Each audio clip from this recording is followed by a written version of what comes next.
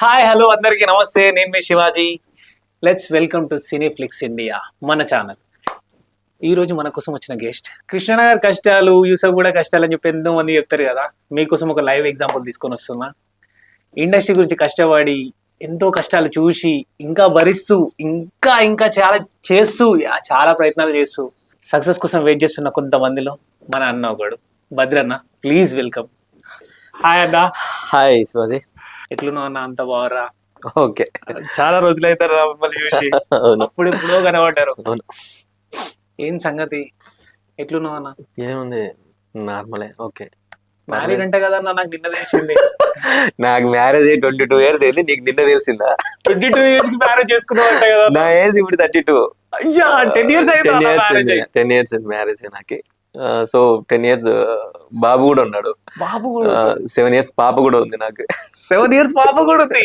ఇప్పటి కాంపిటీషన్ లెక్కనే ఉన్నావు కదా మాకు. యాక్చువల్ గా నాకు మ్యారేజ్ అయిందని నేను చెప్తే తప్పితే ఎవరికి తెలియదు.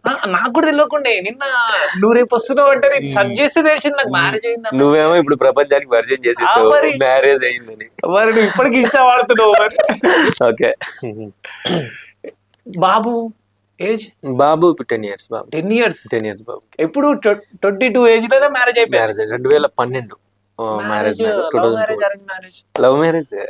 అప్పుడే అప్పుడే అప్పుడే మీరు ఆ టైంలో చాలా సీరియస్. చలో, లవ్ మ్యారేజ్ ఎక్కడన్నా? లవ్ మ్యారేజ్ ఇంట్లో ఒప్పించినవా లేదంటే స్టంట్లు ఏమైనా ఉన్నాయా? ఉన్నాయి. జగన్ సినిమా లెక్క రన్నింగ్ నడుస్తుండేనా? మరీ అంత యాక్షన్ ఫీలింగ్ కాదు. జరిగింది, కొన్ని జరిగాయి. బట్ మాది ఆంధ్ర దగ్గర, రాయలసీమ. వావ్, రాయలసీమ. రాయలసీమ, కడప మాది. ఉన్నాయా? లేదండి, ఇది ఒక మాట ఎక్కువ అయిపోయిందండి. రాయలసీమ అంటే అందరూ ఇలా చూపిస్తున్నారు, ఇది లేదండి. ఒకప్పుడు ఎప్పుడు మా తాత ముత్తాతల కాలంలో ఏదో మేబీ ఉండేదేమో కానీ కొంచెం ఫ్యాక్షనిజం. ఇప్పుడు లేదండి, రాయలసీమలో అంతా ఫ్యాక్షనిజం పూర్తిగా క్లోజ్ అయిపోయింది. ఏం లేవండి. మీరు రండి అటు సైడ్. ఇప్పుడు వస్తే మీరు రాయలసీమ అంటే కత్తులు బాంబులు మాట్లాడరు. రాగి సంగటి ముద్ద, నాటుకోడి చికెన్ ఇవి మాట్లాడతారు. ఇంకా జొన్న రొట్టె అవి మాట్లాడతారు. సో ఫ్యాక్షనిజం లేదు. మాది ఆంధ్ర దగ్గర రాయలసీమ, కడప. కడప దగ్గర మళ్ళీ మాది ఒక టౌన్ ఎర్రగుంట్ల అని చెప్పి. పేర్లు చూడండి ఎంత టెంప్టింగ్ ఉంది. ఎర్రగుంట్ల. సో అమ్మాయిది కడప. అంటే ఎర్రగుంట్లకి కడపకి మళ్ళీ మధ్యలో ఒక 45 kilometers.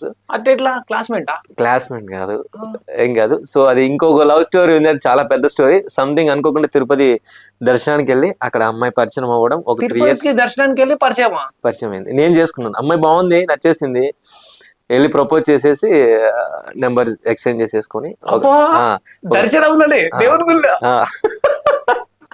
ఒక 3 years జర్నీ చేసి తర్వాత ఇంట్లో కొంచెం ఫైట్ చేసి మొత్తానికి ఆ అమ్మాయిని మ్యారేజ్ చేసేసుకున్నాం. ఓ, రియల్లీ గ్రేట్. అది ఇప్పుడు అయితే చాలా బెటర్. అది లవ్ మ్యారేజ్ చాలా బెటర్ ప్రజెంట్ ఉన్న జనరేషన్.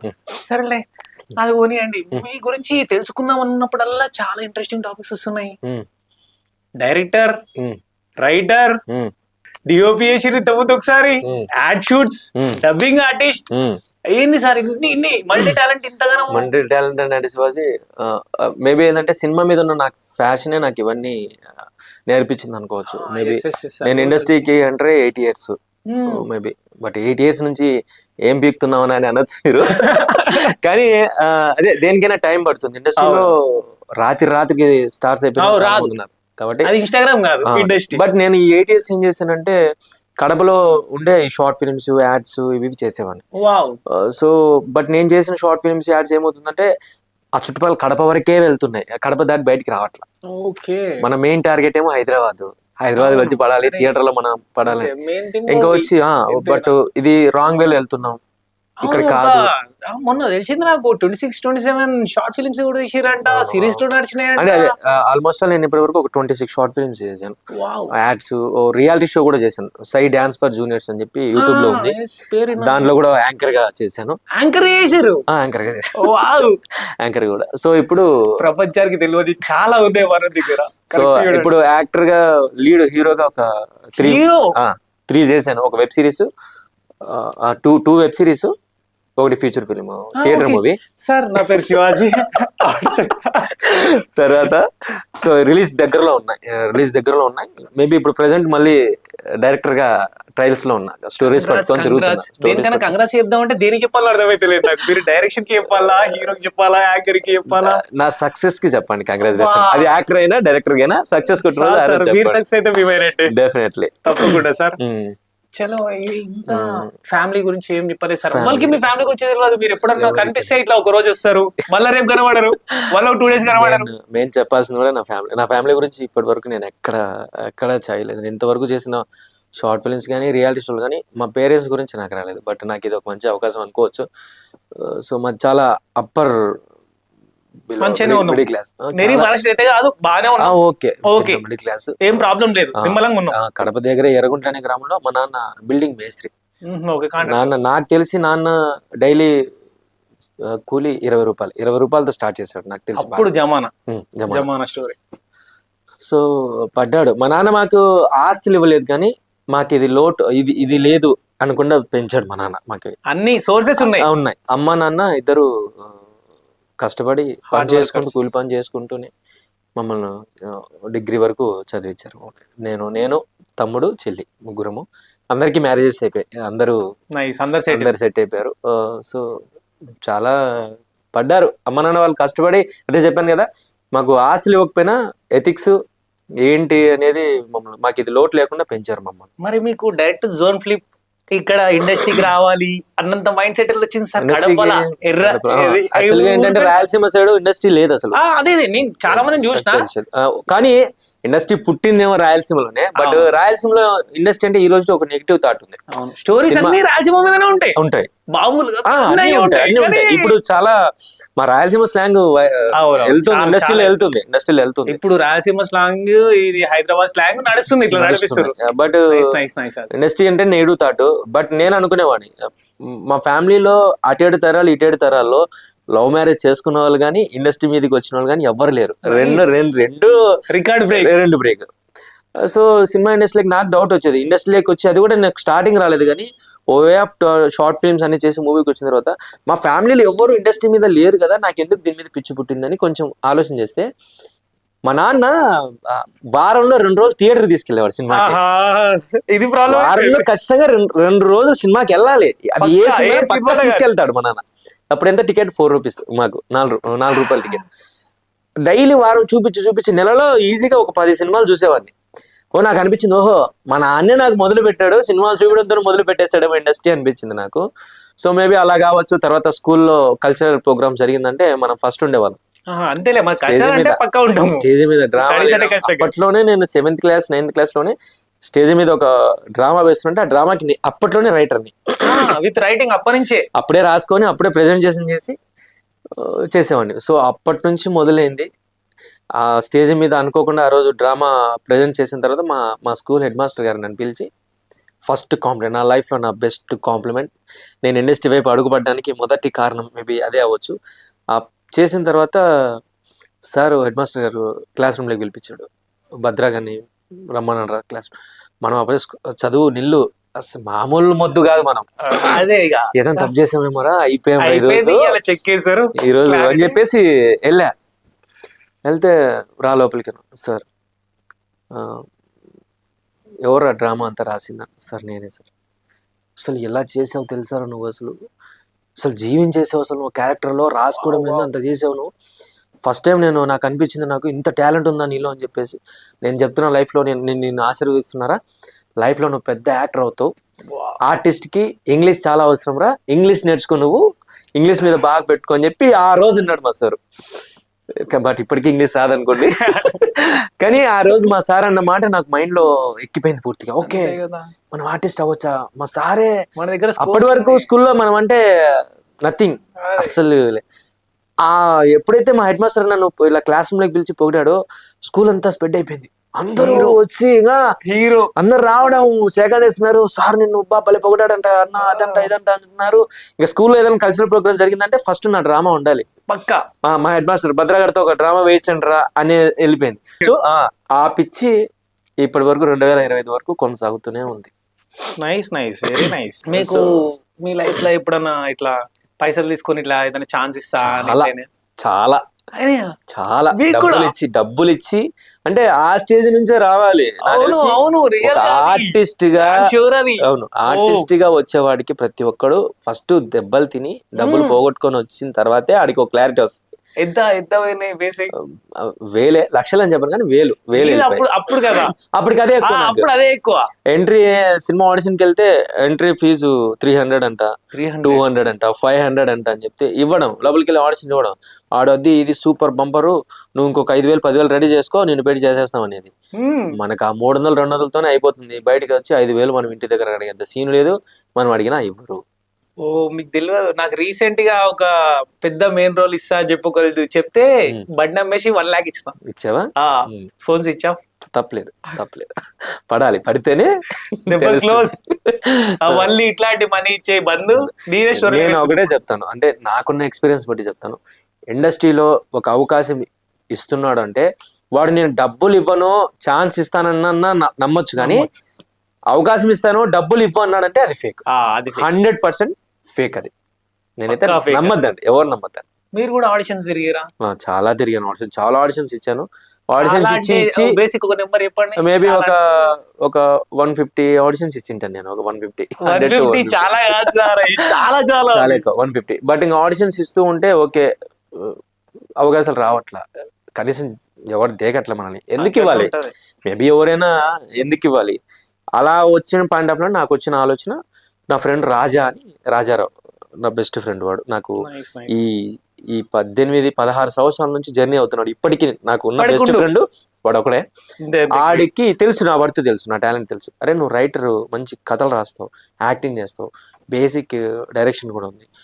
వాడు టెక్నికల్ గా మంచి గ్రిప్, వాడు కెమెరా హ్యాండిల్ చేయడం, ఎడిటింగ్ చేయడం వాడికి బాగా. వాడే వచ్చి ఎందుకు రా ఆడిషన్లో అని చెప్పి అందరూ అడ్డమైన వాళ్ళు కాల్ పట్టుకుంటున్నావు, నీ దగ్గర వర్త్ ఉంది కదా, రైటింగ్ స్కిల్స్ ఉన్నాయి, ఒక స్టోరీ రాయి, కెమెరామెన్గా నేను సపోర్ట్ చేస్తా, ఉన్న ఆర్టిస్ట్ని పెట్టి చేసేద్దాం, మనమే డబ్బులు పెట్టుకుందాం అని చెప్పి ఇద్దరం కలిసి బానిస అనే షార్ట్ ఫిల్మ్ ని చేసి అంటే మీకు జనరల్ గా స్క్రిప్ట్ రాసుకున్నాక వేరే స్క్రిప్ట్ ఖరాబ్ చేస్తాడు అనిపించిందా, లేకపోతే మీరే డైరెక్ట్ చేద్దామని రాసుకురా? లేదు, ఎప్పుడు స్క్రిప్ట్ రాసి నేను వేరే వాళ్ళకి ఎవరికి డైరెక్షన్ ఇవ్వలేదు. మీరే చేసుకుంటారు. యాక్టింగ్ ఎందుకు వచ్చిర్రు సార్ దానికి? ఫస్ట్ నాకు యాక్టింగ్ కదా interest, very important. Acting main acting, అదే చెప్తున్నాను కదా, యాక్టర్ గా అవకాశాలు రావట్లా. ఇప్పుడు కూడా మీరే క్రియేట్ చేసుకోరు. ఇప్పుడు ఇండస్ట్రీలో ఇప్పుడున్న వర్తుని బట్టి మన టాలెంట్ నిరూపించుకోవాలి. సంథింగ్ మనం క్రియేట్ చేసుకుంటే అవకాశాలు వస్తాయి. ఇప్పుడు రీసెంట్ గా యూట్యూబ్ లో ప్రసాద్ బెహ్రా గారు కావచ్చు, కమెడియన్స్ చాలా మంది వాళ్ళు యాక్టర్స్, రైటర్స్, అవును, వాళ్ళ టాలెంట్ బయట చేసుకుంటున్నారు కాబట్టి ఈ రోజు మంచి పొజిషన్ లో ఉన్నారు వాళ్ళు. సో మేబీ నేను చెప్పేది కూడా ఏంటంటే, ఇప్పుడు వస్తున్న వాళ్ళకి ఏంటంటే, మీ టాలెంట్ ని ఎవ్వడు చేయడు. మీకున్న సోర్స్ లో చిన్నగా మొబైల్ తో తీసి యూట్యూబ్ లో అప్లోడ్ చేయండి. మీకు టాలెంట్ ఉందంటే అవకాశాలు ఆటోమేటిక్ వచ్చేస్తాయి. మీరు ఈ మధ్య కాకుండా హైదరాబాద్ కి హైదరాబాద్కి వచ్చినప్పుడు మీ ఎక్స్పీరియన్స్ ఎట్లుంటుండే? హైదరాబాద్ కు నేను కడపలో ఉన్న రోజులు అంటే తెలియదు కదా, అంటే ఒక పక్క డ్యూటీ చేసుకుంటాను నేను, సెక్యూరిటీ గార్డ్ గా కూడా వర్క్ చేశాను. చాలా సెక్యూరిటీ గార్డ్ గా, ట్రాన్స్పోర్ట్ లో డ్రైవర్ గా, రెస్టారెంట్ మేనేజర్ గా, అసిస్టెంట్ మేనేజర్ నుంచి మేనేజర్ అయ్యి వర్క్ చేసుకుంటూ, ఎందుకంటే నెలంతా సంపాదించి శాలరీ ఇంట్లో ఇస్తా గానీ గడవని పరిస్థితి. అంటే చాలా మిడిల్ క్లాస్ ఫ్యామిలీ కాబట్టి ఒక పక్క జాబ్ చేసుకుంటూ షార్ట్ ఫిల్మ్ చేసుకుంటూ ఉండేవాడిని. మార్నింగ్ వెళ్తే అంటే మంత్లీలో ఒక 2 days సెలవు పెట్టుకుంటే నాకు పెద్ద ప్రాబ్లం అయ్యేదేం కాదు. సాయంత్రం ఇంటికి వెళ్ళి తినేటోని. బట్ హైదరాబాద్కి వచ్చి పడిన తర్వాత ఇక్కడ నెల శాలరీలు ఉండవు. సినిమా ఇండస్ట్రీ అంటే ఇంక వచ్చి పడాలి, రూమ్ తీసుకోవాలి, ఫుడ్ తీసుకోవాలి, మంచి మంచి బట్టలు వేసుకోవాలి, నడవాలి. మనకి ఏమీ తెలియదు. వచ్చినాం హైదరాబాద్కి, ఎక్కువగా చెప్పని లేక చేయను కానీ తిండి కూడా లేక ఒక వారం రోజులు ఇవి మరమరాలు, బొరుగులు అంటారు, ఆ బొరుగులు ఫుడ్ లేకపోతే ఆ మరమరాలు జస్ట్ బొరుగులు తిని వారం రోజులు వాటర్ తాగి పడుకున్న రోజులు కూడా ఉన్నాయి. లేదు, నేను అంటే మేబీ నేను ఇంకా అంటే నలుగురితో పడే కష్టాలు లేదని సింగిల్ గా పడ్డాను. నేను వేరే ఫ్రెండ్ రూమ్ ఒకటి అడిగితే అంటే అనుకోకుండా వేరే అతను తీసుకొచ్చాడు, పేరు చెప్పకూడదు. ఆడు కూడా ఇండస్ట్రీలో హీరోగా ఒక సినిమా చేసి ఆడు తీసుకొచ్చేసాడు హైదరాబాద్కి. నువ్వు వచ్చేసి హైదరాబాద్కి నేను చూసుకుంటాను చెప్పి తీరా హైదరాబాద్కి వచ్చిన తర్వాత నడి రోడ్డు మీద నన్ను బ్యాగులు వదిలేసి వెళ్ళిపోయాడు. నువ్వే ఎక్కడన్నా చూసేసుకో, నా దగ్గర సోర్స్ లేదని చెప్పి. ఆ డానికి ఏం చేయాలో అర్థం కాదు. డైరెక్ట్ రోడ్డు మీద వెళ్ళిపోయాడా? డైరెక్టర్ కాదు, హీరో వాడు. డైరెక్ట్ రోడ్ మీద వదిలేసి వెళ్ళిపోయాడు. బైక్ మీద తీసుకొచ్చి బ్యాగ్ పెట్టేసి ఎక్కడ చోటికి వెళ్ళిపోం కావు భద్ర అని చెప్పేసి వెళ్ళిపోయాడు. హైదరాబాద్ లో మనకు తెలియదు, ఎవ్వరు తెలియదు నాకు అసలు. హైదరాబాద్ అంటే తెలియదు నాకు, కొత్త సిటీ. తెలియక ఒక గంట సేపు కూర్చొని ఏడ్చుకుంటూ కూర్చుంటే ఆలోచన చేసుకుని ఇంటికి వెళ్ళలేని పరిస్థితి. నేను బాధపడింది కాక ఇంటికి ఫోన్ చేస్తే నేను ఏదో సాధిస్తాను పీకేస్తాను అని చెప్పి పంపించారు. నేను ఇప్పుడు ఫోన్ చేసి ఇలా జరిగిందంటే ఇమీడియట్లీ ఏమంటారు, ఇంటికి వచ్చేసి అంటారు వచ్చిందాక పని చేసుకో మళ్ళీ నువ్వు అని చెప్పేస్తారు. చెప్పకుండా ఏడ్చుకుంటూ ఒక గంటన్నర సేపు ఆలోచన చేసి వేరే ఫ్రెండ్ హైదరాబాద్ ఉన్నాడని ఒక గుర్తొచ్చి వాడికి కాల్ చేశా. ఆడి పేరు బలరాం. ఆడు నా కోసమే ఉన్నాడేమో హైదరాబాద్ అనిపించింది. ఫోన్ చేస్తే బాబా ఇలా ఉన్నాను, పలానా చోట ఉన్నాను రా, రూమ్ లేదు, ఇబ్బంది, ఎక్కడ ఉన్నావు అని చెప్పి 10 minutes బైక్ వేసుకొని వచ్చేసాడు. వచ్చి బైక్లో ఎక్కించేసుకొని తీసుకెళ్ళిపోయాడు. తీసుకెళ్ళిపోయి ఆడు యూసఫ్గూర్లో ఎక్కడో మధురానగర్ ఒక చిన్న రూమ్ ఉంటే ఆ రూమ్ లో నన్ను దింపేసి వాడు అదే రోజు ఊరికి వెళ్ళిపోయాడు. నేను ఊరికి వెళ్ళిపోతున్నాను రా, ఈ నెలాఖరి వరకు రెంట్ కట్టేసిన, ఈ నెలాఖరి వరకు టైం ఉంది, ఈ నెలాఖరి వరకు ఉండు, నేను వెళ్ళిపోతున్నాను, ఊరికి వెళ్ళిపోతున్నాను అని చెప్పేసి వెళ్ళిపోయాడు. ఫస్ట్ కొన్ని నార్మల్ క్వశ్చన్స్. మీరు ఇప్పటికీ అమ్మాయిని బాగానే ఫ్లడ్ చేస్తారంటే కదా? ఫ్లట్టింగ్ ఇది అబద్ధం అబ్బా, ఫేస్ లో కనిపిస్తుంది. లేదు, ఇది ఒక్క రోజులా నువ్వు తిరుపతిలో చూసి నెంబర్ తీసుకొని పెళ్లి చేసుకొని. కరెక్టే మీరన్న ఆ తిరుపతి అమ్మాయి ఫ్లటింగ్ మ్యారేజ్ అప్పటి వరకు అమ్మాయిలు అంటే బాగానే పడ్డాయి. ఆఫ్టర్ మ్యారేజ్ తర్వాత ఇక సార్లే అన్ని కట్ ఆఫ్ అయిపోయి ఇంకా లైఫ్ మీద ఫోకస్ పెట్టేశాను. సో అమ్మాయిలు ఇన్స్టా పాస్వర్డ్ ఒకసారి పాస్వర్డ్ ఎవరి నాకు ఎట్లా ఫోన్ ఒక 3 days కదా, డైరెక్ట్ ఫోన్ ఒక 1 week ఇచ్చేస్తాను నీకు. ఎవరికైనా ఇస్తా డోంట్ వరీ. ఇంకో ఫోన్ సపరేట్ ఉందా? ఏం లేదు, ఒకటే ఫోన్ ఒకటే ఐడినే. ఈ రోజుకి ఏ ఫోన్ ఇంట్లో నేను ఒకవేళ ఫోన్ మర్చిపోయి వెళ్ళిపోయినా ఒక 1 day మర్చిపోయినా నాకేం ప్రాబ్లం లేదు, ఎందుకంటే అలాంటివి ఏం లేదు కాబట్టి. మా వైఫ్ కూడా అంటే నేను తను చెక్ చేస్తుందని నేను ఫోన్ పెట్టుకోను, నేను ఫోన్ పెట్టి వెళ్ళాను కదా అని తను కూడా చెక్ చేయదు. తనకు నమ్మకం. నేను ఈ రోజు హైదరాబాద్ కు వచ్చి ఫ్యామిలీని పక్కన పెట్టి నేను హైదరాబాద్ లో ఇన్ని రోజులు నేను మూవ్ ఆన్ అవుతున్నా అంటే దానికి మెయిన్ నా ఫ్యామిలీ సపోర్ట్. నాకు నా భార్య సపోర్ట్ చేయకపోతే నేను ఈ రోజు ఇంత దూరం రాను. ఈ రోజు నేను చేస్తున్న ఫైట్ లో one of the back bone నా వైఫ్. పిల్లల్ని ఫ్యామిలీని నేను చూసుకుంటాను, నువ్వు వెళ్ళిపో హైదరాబాద్ కి. చాలా అంటే ఫస్ట్ లో తనకు కూడా కొంచెం ఇండస్ట్రీ అంటే యాక్చువల్గా ఫ్యామిలీస్ కి నచ్చదు కదా, ఫస్ట్ ఐడియా ఇష్టం ఉండదు. చలో ఇంకో క్వశ్చన్ అడిగాను, డ్రింక్ చేస్తారా? లేదు, మనకు లేదు, నాకు మందు కూడా అలవాట్లేదు. ఇంకోటి దానికి కూడా లేదు, నాకు స్మోకింగ్ కానీ డ్రింకింగ్ ఏం అలవాట్లేదు. దానికి నేను కూడా రీజన్ చెప్తాను ఎందుకన్నా అని అంటారేమో. నాన్న ఫుల్ డ్రింకర్, తాగి తాగి తాగి తాగి ఆయన హెల్త్ ఎంత ఖరాబ్ చేసుకున్నాడో నాకు తెలుసు. ఆ పాయింట్ ఆఫ్ లో నేను వద్దు, మందు జోలికి వెళ్ళకూడదు, వెళ్తే ఎలాంటి ఇష్యూస్ వచ్చాయని పాయింట్ ఆఫ్ నాకు గుర్తుంది కాబట్టి నేను మందు జోలికి పెట్టేసి దూరం. అందులో నా అదృష్టం ఏంటంటే నా సర్కిల్ కూడా ఎవరు డ్రింకర్ లేరు, అందరూ చాలా రూమ్. నేనున్న ఆఫీస్ లో నా ఫ్రెండ్ నేను చెప్పాను కదా, నా రాజారావు, ఆడికి కూడా క్లీన్. మందు కానీ సిగరెట్ కానీ మాకు ఎంతసేపు ఉన్నా సినిమా గురించి ఫ్యామిలీ గురించి ఈ 2 డిస్కషన్లు ఉంటాయి, వేరే డిస్కషన్ రావు. ఫుడ్ మీద కూడా ఉండదు మాకి. అరే బయటకు వెళ్ళిపోదాం, రెస్టారెంట్ డబ్బులు ఉంది, అరే డబ్బులు ఉన్నాయి, బీర్లు తాగుదామా, అసలు ఆ బ్యాచ్ కాదు మాది.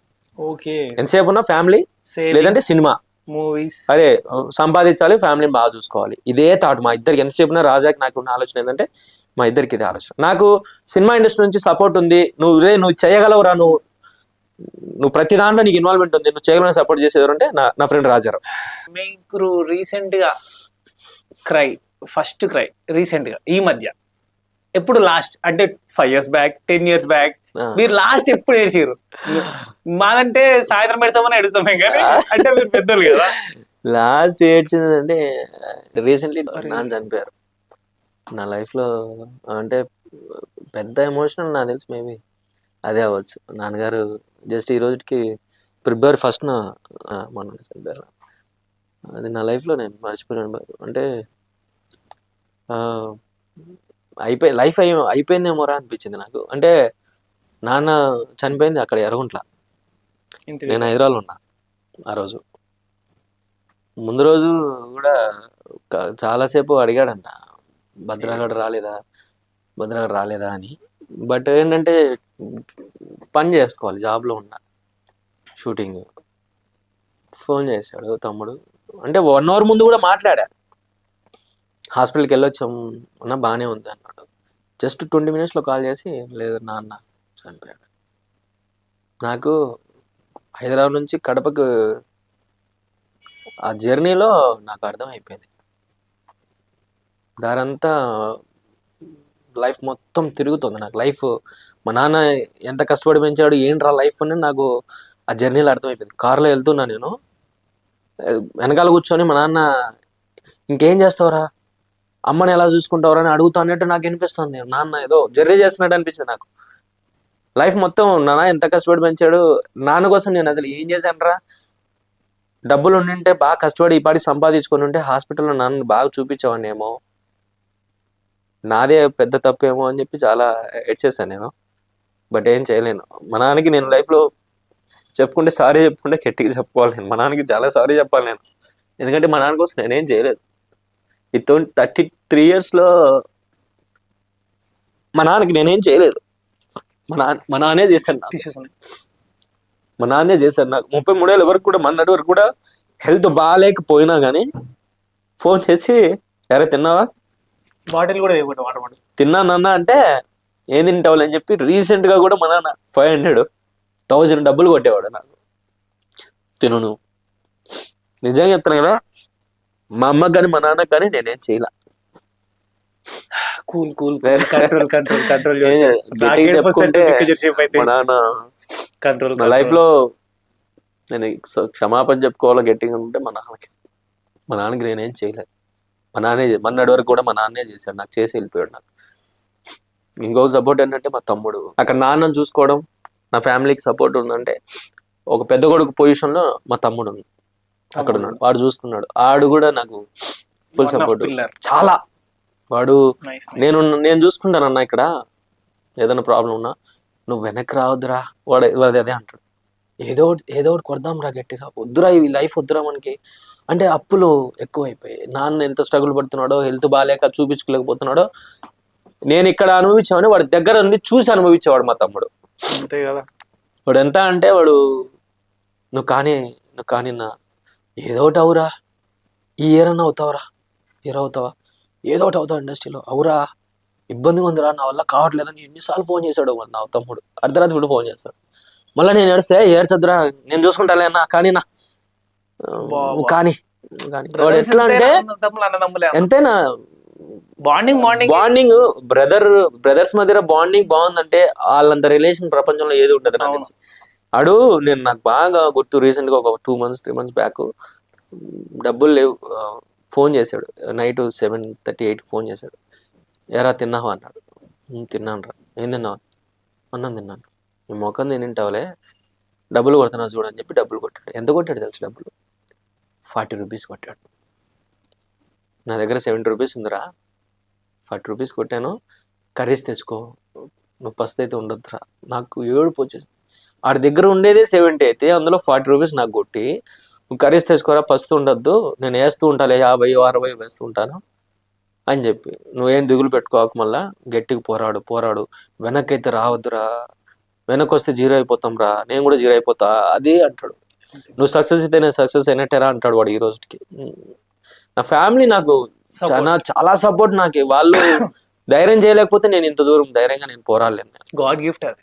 బట్ సక్సెస్ కోసం వెయిటింగ్ శివాజీ. బట్ ఇంత కష్టపడుతుంటే ఇంకెందుకు పడుతున్నా. అరే మా టీం రాష్ట్రం ఇంత ఎమోషనల్ ఉంటాయని చెప్పి చెప్పబోతున్నా. ఇప్పుడు ఇంకా నాకు ప్రెషర్ ఎక్కువైంది, ఎందుకంటే నాన్న చనిపోయారు కాబట్టి.